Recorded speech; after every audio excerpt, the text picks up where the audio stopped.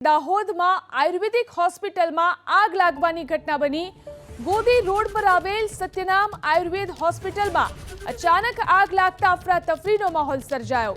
લોકો એકત્ર થઈ ગયા। આ સાથે જ આગની જાણ ફાયર વિભાગને કરવામાં આવી। ફાયર વિભાગે આગ પર કાબુ મેળવ્યો। આગની ઘટનામાં સદનસીબે કોઈ જાનહાનિ થઈ નથી। જો કે શોર્ટ સર્કિટને કારણે આગ લાગ્યાનું અનુમાન છે। વધુ જાણકારી મેળવી અમારા સંવાદદાતા મનીષ જૈન ફોન લાઈનથી જોડાયા છે।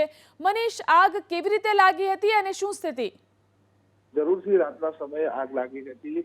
ગોદી રોડ ખાતે જે સત્યનામ આયુર્વેદિક હોસ્પિટલ છે તેમાં આગ લાગવાની ઘટના બની છે। ખાસ કરીને વાત કરી કે હોસ્પિટલ છે તેમાં શોર્ટ સર્કિટ લાગવાથી આગ લાગી હતી। આસપાસના લોકોની નજર પડતા તાત્કાલિક ફાયર ફાઈટરોને જાણ થતા ફાયર ફાઈટરો ઘટના સ્થળે પહોંચી હતી। એમજીઓસીની ટીમ ઘટના સ્થળે પહોંચી હતી અને જે અંદરના ભાગે આગ લાગી હતી તેમાં પાણીનો મારો સતત કરતા હાલ તો આગ પર કાબુ મેળવ્યો હતો। જો કે સદનસીબે કોઈ મોટી ઘટના ટળી હતી।